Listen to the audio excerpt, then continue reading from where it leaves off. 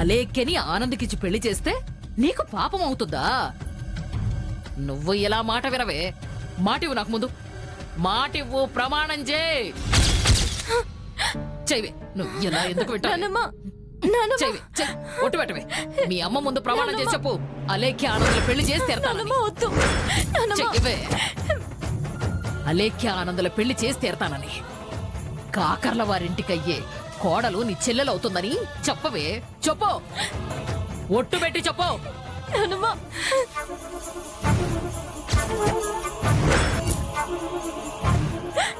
మాట్లాడవే, నోరు తెరువు.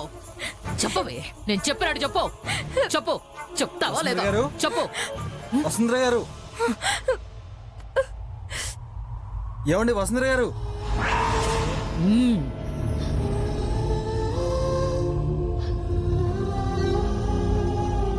వసుంధర గారు, వసుంధర గారు. అయ్యో, ఏమైందండి? చెయ్యి కాలింది. దీన్ని పిచ్చి అనాలా, వెర్రి అనాలా చెప్పు బాబు. చెల్లెల జీవితం బాగుండాలమ్మా అని పోయినోళ్ల ఫోటోల దగ్గర దీపం పెట్టి ఇదిగో ఇలా చెయ్యి కాల్చుకుంది.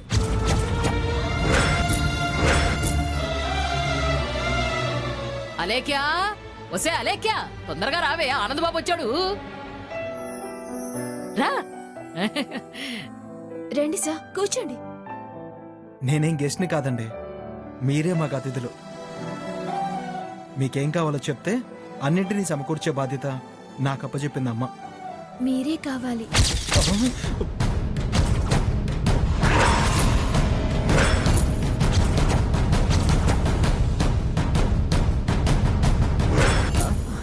అదేనండి, మీరే రావాలి అంటున్నాను. ఏ అవసరం వచ్చినా సదా మీ సేవలో ఉంటా. బామ్మగారు, మొహమాట పడకండి. ఈ అవుట్ హౌస్ మీదే అనుకోండి. ఈ బంగ్లా కూడా మాదే అనుకుంటాను బాబు. Very good. ఇలా కలిసిపోతే అమ్మకు నాకు ఇష్టం అండి. ఆనంద్ గారు, మీరు వెళ్ళండి. ప్రస్తుతానికైతే మాకేం అవసరం లేదు, అన్నీ ఉన్నాయి. అలాగేనండి, ఏమన్నా కావాల్సి వస్తే చెప్పండి.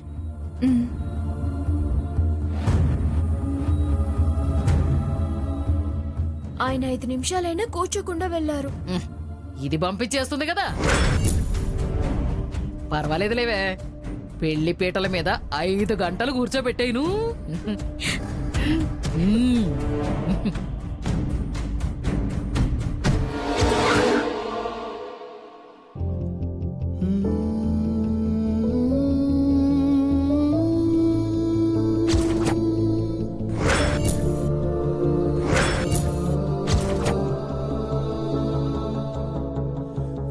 చిన్నప్పుడు నాకు ధైర్యం చెప్పి ఇప్పటిదాకా నీ కోసం ఎదురు చూసేలా చేసావు.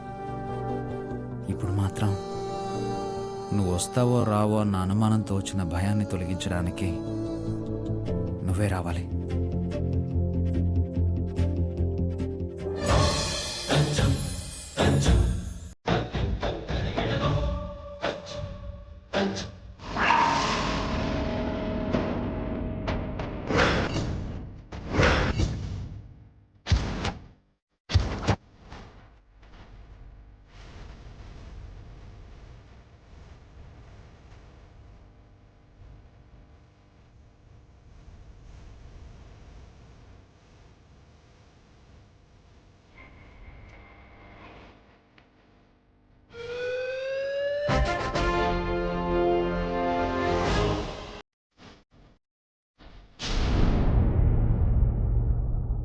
ఈరోజు మీ పనులేంటో చెప్తే స్కెడ్యూల్ చేస్తాను సార్. నరకానికి వెళ్ళాలి. సార్, స్వర్గం అంటూ ఒకటి ఉందని, అది నా హార్ట్ ఫ్రెండ్ కలిసే చోటని చెప్పి నన్ను నట్టేట ముంచిన నువ్వు మళ్ళీ ఏ మొహం పెట్టుకుని నా దగ్గరకు వచ్చి అడుగుతున్నావు?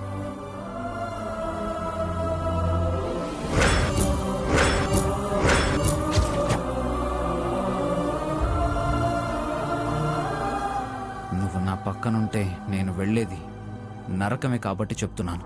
మీరు నన్ను తప్పుగా అర్థం చేసుకున్నారు.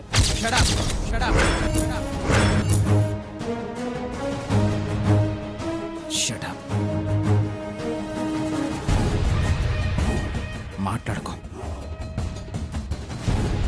మళ్ళీ నా దగ్గర సెక్రటరీగా పనిచేయడానికి వచ్చావా? చంపేస్తాను. మళ్ళీనా?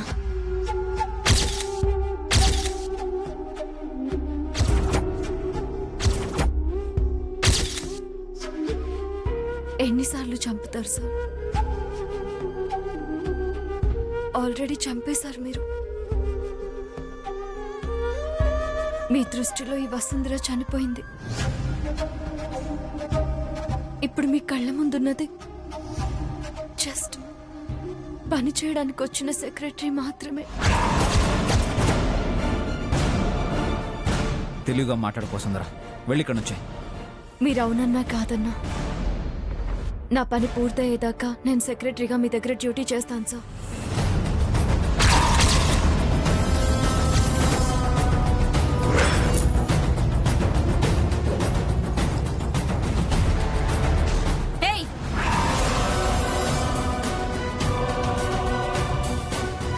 ఎంత ధైర్యమే నీకు? మళ్ళీ మా బావ వెంట తిరగాలనుకుంటున్నావా? మమ్మీ దీన్ని ఈడ్చి పారే. మర్యాదగా చెప్తే నీకు అర్థం కాదా? పదవే. ఆగండి. వెళ్ళమని చెప్పాల్సింది మీరు కాదు, వంశీ సార్.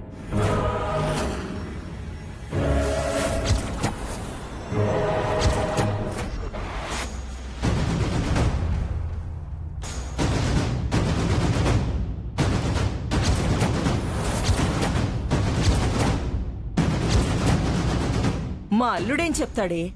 మా వదిన జాలి పడిందని ఇంటికొచ్చి వంశీని మళ్ళీ దెబ్బతీయాలని చూస్తే ఎలా ఊరుకుంటాం? ఊరుకుంటారో ఉప్పిని సృష్టిస్తారో అది మీరు చేసుకోండి. నా డ్యూటీ నేను చేసుకుంటూ పోతాను. ఏంటి ఆ పొగరు? ఎవరిని చూసుకుని అంత పొగరుగా మాట్లాడుతున్నావు? సార్, ఏం చేయాలో చెప్పండి. బయటికి వెళ్ళాలంటే బయటికి వెళ్ళడానికి టైమింగ్ సెట్ చేస్తాను. మామ్, మన మాటని కేర్ చేయకుండా బావతో మాట్లాడుతుందంటే పొగరని చెప్పానుగా. ఇలాంటి వాళ్ళని చాలా మందిని చూశాను. ఏయ్, నిన్నే వెళ్ళమంటే వినపడదా?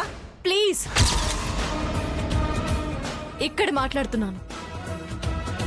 వంశీ సార్ సమాధానం చెప్పాకే మీరు మాట్లాడండి. ఏం చెప్పాలి? ఆ? నేను చెప్పినట్టు చేస్తావా? చేస్తాను sir. Get out from my place.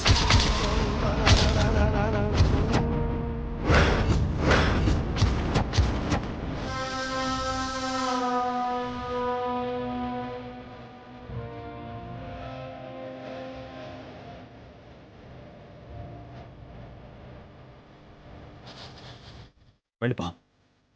ఈ ఇంటి నుంచి నా నుంచి దూరంగా, జీవితంలో నాకెప్పుడు కనిపించినంత దూరంగా వెళ్ళిపో.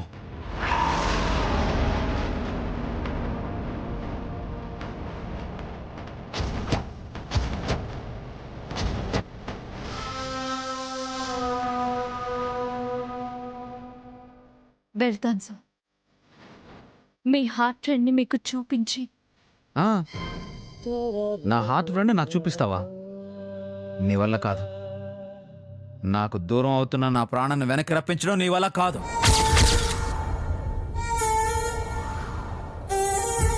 ఇదెక్కడి గోలరా బాబు? ఎదురుగానే పెట్టుకొని నీ వల్ల కాదు నీ వల్ల కాదు అంటాడా? సార్, హార్ట్ ఫ్రెండ్ వచ్చేదాకా మీరు ఓపిక పట్టలేకపోతున్నారు. దీని పిచ్చి మాటలు నమ్మకల్లుడు. తను రాకుండా అప్పుడు అడ్డుకుని ఇప్పుడేమో హార్ట్ ఫ్రెండ్ వస్తుందని కబుర్లు చెప్తున్నావా? నమ్మాలి సార్, అప్పుడే భవిష్యత్తు బాగుంటుంది. బావ భవిష్యత్తుని బూడిద చేసి ఇప్పుడు నాటకాలాడుతున్నావా? నిన్ను గెంటేస్తే గాని. ఆగు నక్షత్ర.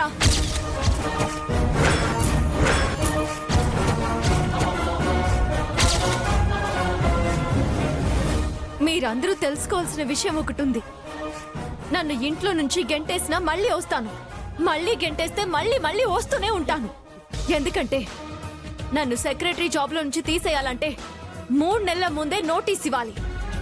నా జాబ్ అగ్రిమెంట్లో క్లాజ్ అలా రాసుకున్నారు, కావాలంటే చెక్ చేసుకోండి.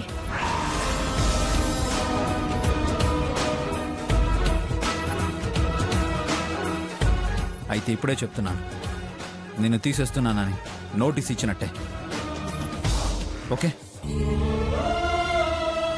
థ్యాంక్స్ సార్, 3 నెలలు గడువు అంగీకరించినందుకు.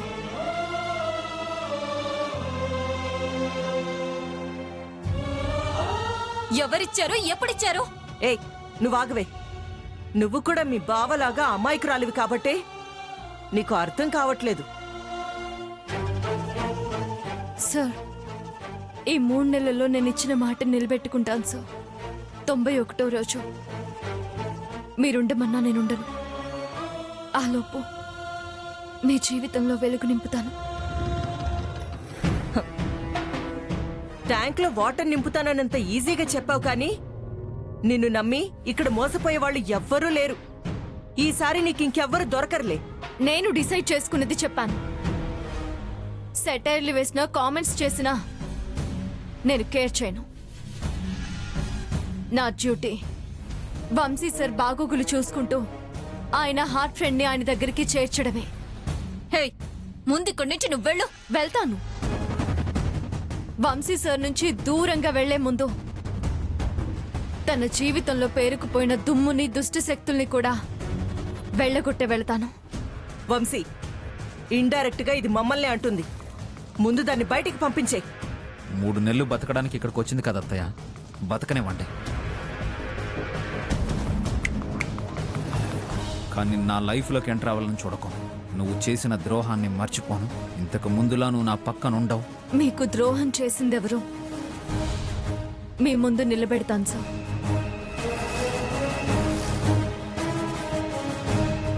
నన్ను తప్పు పట్టే మీకు ఈ 90 రోజుల్లో నన్ను క్షమించమని అడిగే రోజు వస్తుంది. నిజమేంటో నిరూపించి తీరుతాను కాబట్టి క్షమించండి సార్. మీతో సారీ చెప్పించుకోవాలని నేను ఈ మాట అనలేదు. నా స్థాయి కూడా అది కాదు. ఎప్పుడు మిమ్మల్ని పై స్థాయిలోనే చూస్తాను. మిమ్మల్ని కిందకి లాగే వాళ్లతో మీరు కాస్త జాగ్రత్తగా ఉండండి. That's it.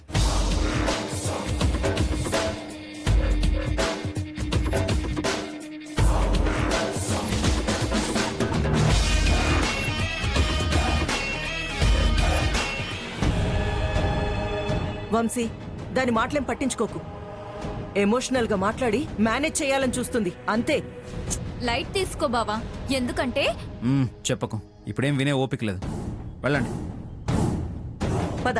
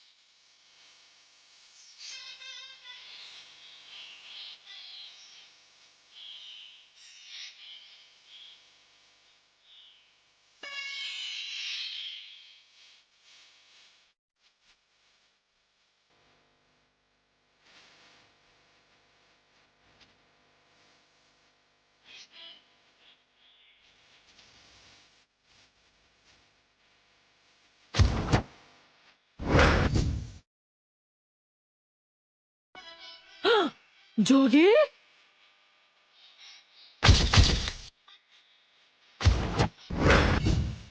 అయ్యో ఇది పట్టుకోరా నల్లడా.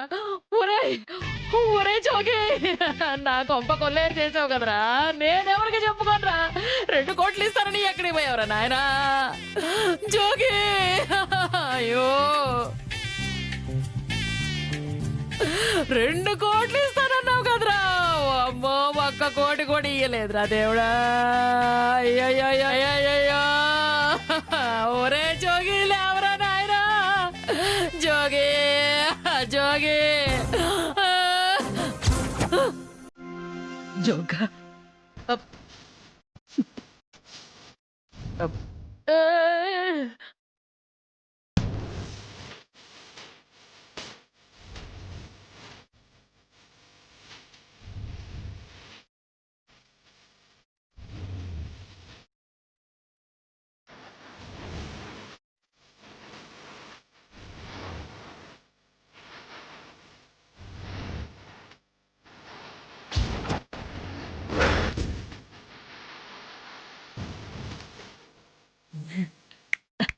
జోగి జోగి నువ్వు పోలేదా?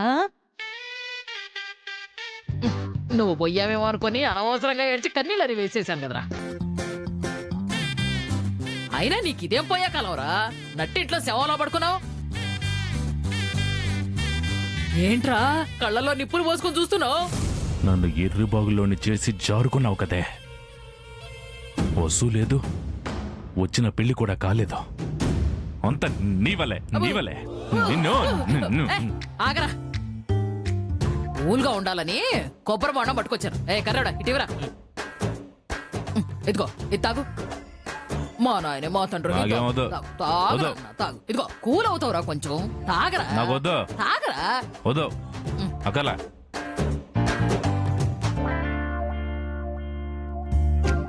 మొహం మార్చుకోకరా, చెప్పేది నిమిషం విను చాలు. సుచిత్రాదే వచ్చి దాన్ని రామ్మ రామ్మ అని స్వాగతించింది. అది అక్కడుంటేనే మంచిదని ఊకొట్టాను. వసు అక్కడికి వెళ్తే వంశీగడ ఏం చేస్తాడో తెలుసా? చట్నీ నంచుకున్నట్టు వసు అందాన్ని జురుకుంటాడు. ఒరే పిచ్చినా బంగారం, నీ దగ్గర అంత తీసుకొని నీకు మేలు చేయకుండా ఎవరికో ఎందుకు మేలు చేస్తాను చెప్పు. ఇదిగో ఇప్పుడు ఆ వంశీకి వసు అంటే మంట మంట, పగ, కోపం అన్నీ వచ్చేసాయి. నిజమా? నమ్మొచ్చా? నువ్వే చూస్తావు కదరా. తీసుకెళ్ళిన దాన్ని ఎక్కడా వాడు కుదురుగా ఉండనివ్వడు. ఖచ్చితంగా రోడ్డున పడుతుంది. అప్పుడు నువ్వు గొడుగులా వచ్చి దానికి నీడనిచ్చి వాడుకోవచ్చురా. I see. ఇక్కడే ఉంటే నువ్వు అలేఖ్య ఉంటారు కాబట్టి వసుకు ఆ పరిస్థితి వచ్చినా చుట్టుపక్కల వాళ్ళు తలో మాట అంటారనా?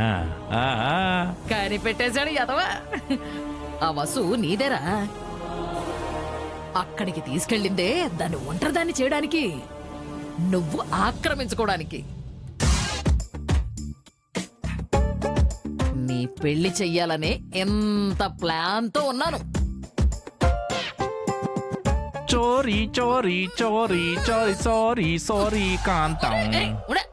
ఒరేయ్ దొన్నపోతులారా, ఇదిగో జోగ్గాడికి ఏదైనా తినడానికి తీసుకురండి రా. ఇదిగోండి డబ్బులు.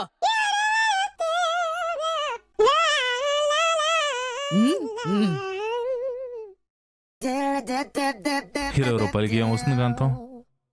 నేను బిర్యానీ తెప్పిత్తలే. బా నేనివ్వలేకనేనా? మసాలా ఫుడ్ ఎక్కువ తింటే నీ గ్లామర్ తగ్గుతుందిరా బాడవా.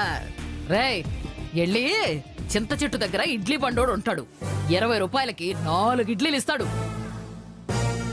మీరిద్దరూ చెరవడి తిని ఇంకో 2 విడికి తీసుకురండి. అర్థమైందా?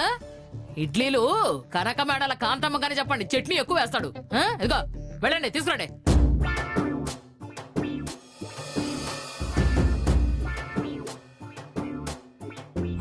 కాంతం, ఇడ్లీ నీకా నాకా? నా పేరు చెప్పమన్నాను గాని నీకేరా కొండ. వసుతో నీకు ఫస్ట్ నైట్ అయ్యేదాకా కొంచెం వెజిటేరియన్ లోనే ఉండు.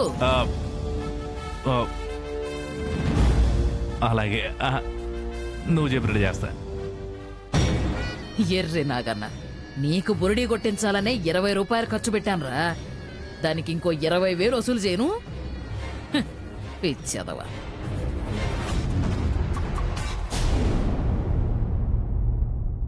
మమ్మీ మమ్మీ మమ్మీ, ఎందుకంత కంగారుగా ఉన్నావు? What happened? ఆ వసుంధరకి ఫుల్ స్టాప్ పెట్టకపోతే అది బావతో నుదుటన కుంకుమ పెట్టించుకుంటుంది. అబ్బా స్ట్రైట్ గా చెప్పు. మామ్, అది తెలివైనది. చిత్రసేన్ గారింటికి వెళ్ళింది. రహస్యాన్ని బయట పెట్టేస్తుందేమోనని టెన్షన్ గా ఉంది. బావ కూడా వెళ్ళాడు. తను నిజం తెలిస్తే మన జీవితాల మీద రంగు పడుతుంది. ఐసి, అయితే అన్నంత పని చేయబోతుందన్నమాట. ఆ చిత్రసేన్ గారు స్పృహలోకి వస్తే మన ప్లాన్ అంతా రివర్స్ అవుతుంది మా. వంశీ బావ కోపం ఎలా ఉంటుందో నీకు కూడా తెలుసు.